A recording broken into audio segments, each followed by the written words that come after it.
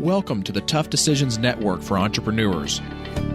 I'm Dennae Handford, and my wife, Dennae, and I interview successful people sharing stories behind tough decisions that they've had to make along their journey as an entrepreneur.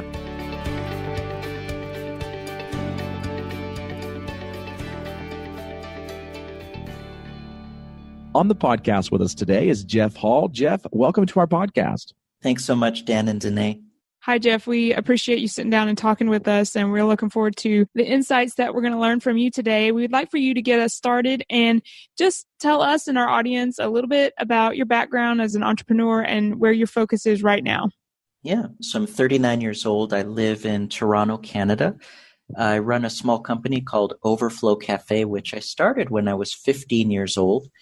So I've been doing this for a long, long time. I actually have been an entrepreneur for as long as I can remember. When I was a kid, I believe age 6 or 7, I used to buy candy from the convenience store and then resell it at school. So I've always been into stuff like that. And I love investing into other companies. I think you guys do as well. And that's it. That's my focus. I've got a couple of foster kids that I totally love and adore. So my time is split between business and working during the day and hanging out with my kids at nighttime. And a little extra tidbit about Jeff is that he is a avid super fan of Game of Thrones and Walking Dead. Yeah. Oh my goodness. Don't get me started.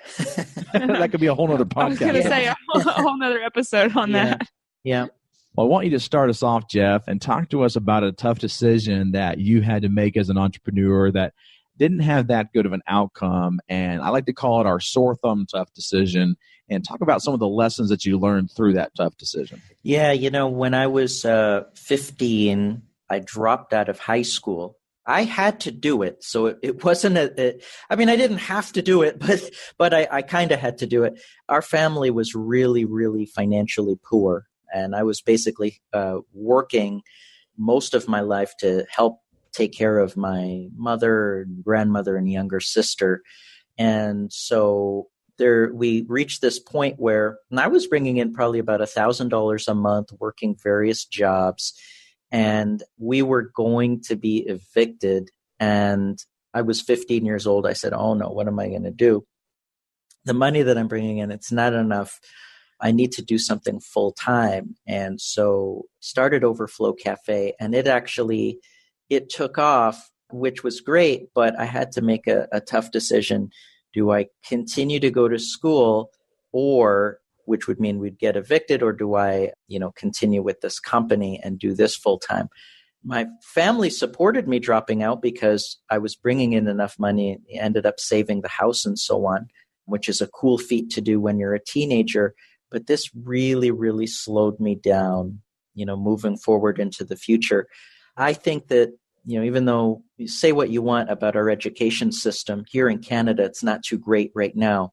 But I went to a great high school, and I wish that I would have stayed and finished and at least have done maybe my Bachelor of Business instead of going about it the way that I did, because I would have gotten to this point in life probably 15 years ago and not had to learn everything through trial and error.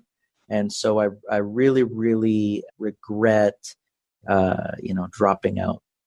One of the things that I was thinking about here is a lot of people, like you said, drop out because they, are rebellious and things like that. But you dropped out for a very different reason, to be able to help support the family.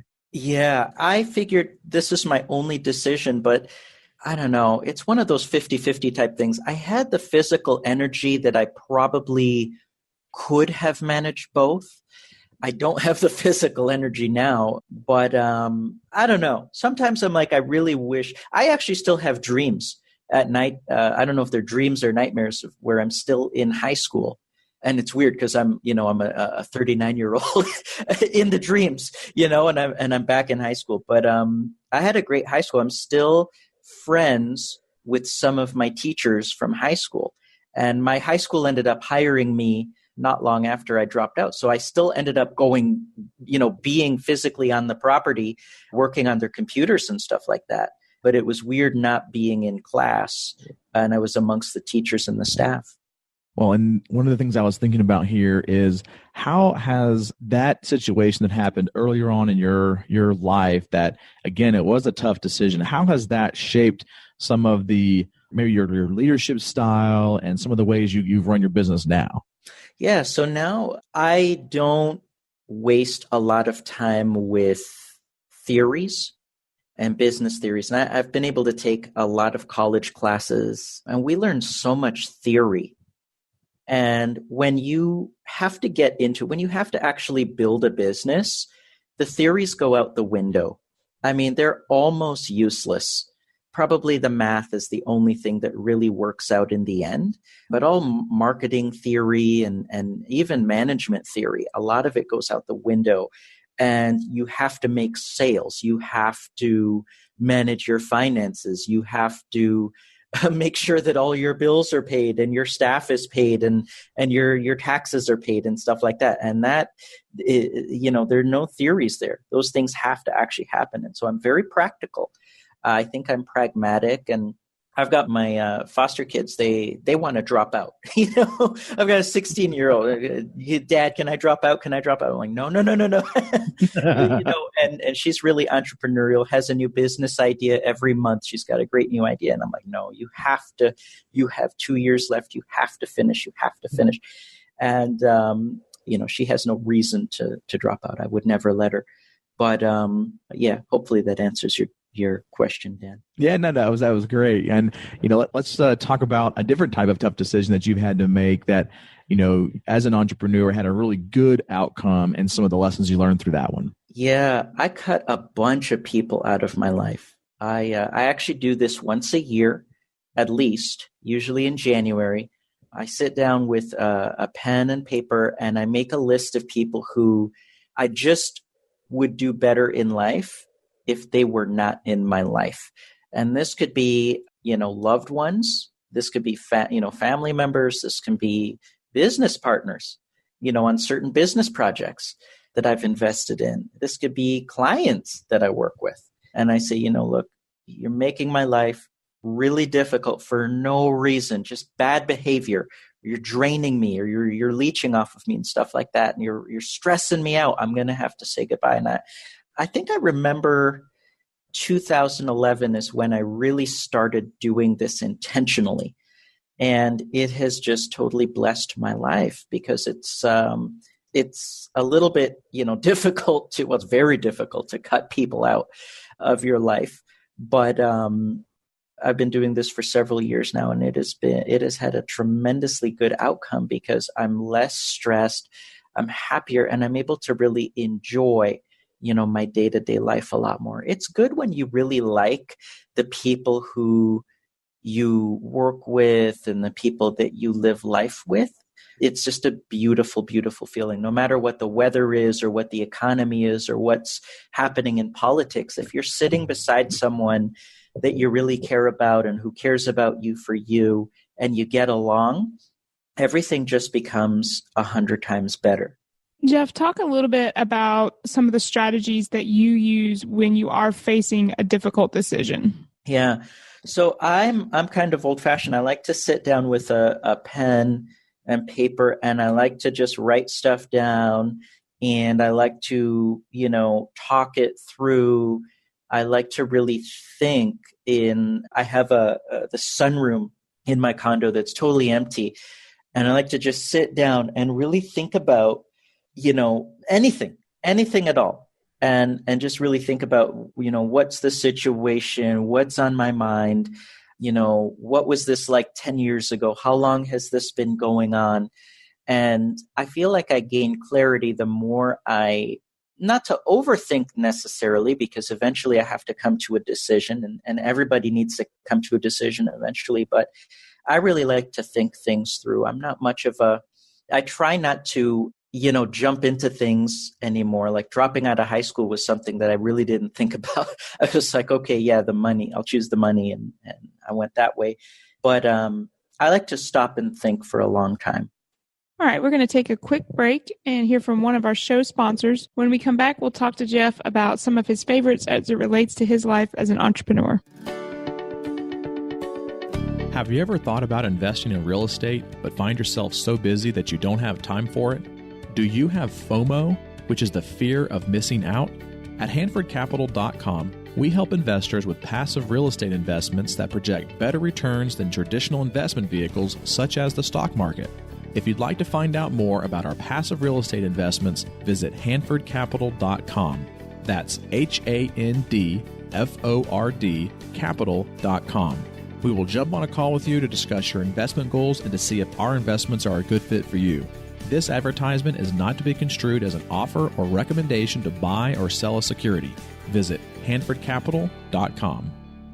All right, we are back with Jeff Hall. And Jeff, I want you to get us started with this series of quick questions and answers that we call the trifecta by talking about your favorite technology that you use in business that helps make your life easier every day. Oh my gosh, it's this iPhone app. It's a voice note app.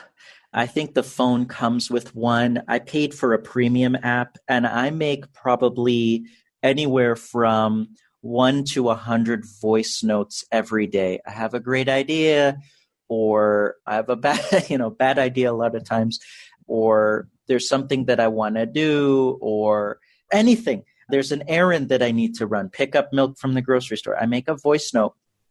It has made my life so easy because I'm actually able now to just delegate to my team members, all the stuff from my voice notes, and we just get so much more done. So I haven't heard this one yet, and so I want to talk about it a little bit because it sounds very interesting. So obviously you're recording your voice. Does it actually transcribe it, and does it somehow be able to have a button to send it to somebody, or how does it actually work? Yeah, so it doesn't transcribe, but you are able to send it via several different methods. You could text and email and do all that sort of stuff. The reason I like voice, I told you before, I like to get a pen and a paper. The thing is, when you write something down, you don't write it out in as much detail. And I'm not a great writer. So when I speak, you hear my emotion. I'll make a voice note today, and then I'll listen to it tomorrow. And I'm like, wow, I was really passionate about that really, really, bad idea, and I think about it, I listen to it, I get my staff to listen. They're like, wow, you're really excited about this. So the emotion comes out, and it's a lot better than paper.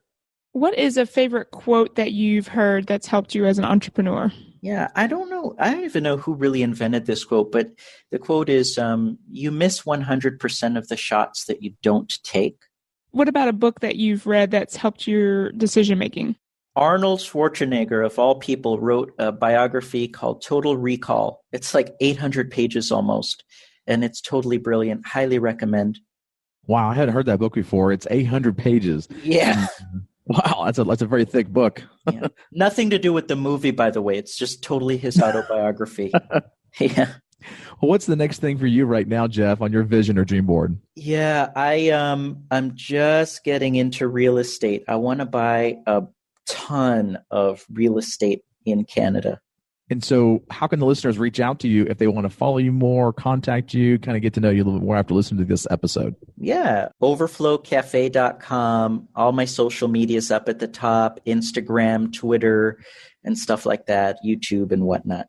Well, Jeff, thank you so much for taking some time out of your schedule and sharing your very exciting story with us. It's very unique, and I'm sure the listeners have gained a lot of different golden nuggets throughout.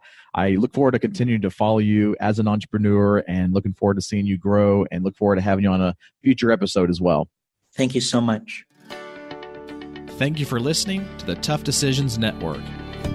Be sure to visit toughdecisions.net to gain access to show notes for this episode and to join our free weekly entrepreneur email, where we will send you news about the latest technology for your business, inspiring quotes, and the latest books for entrepreneurs.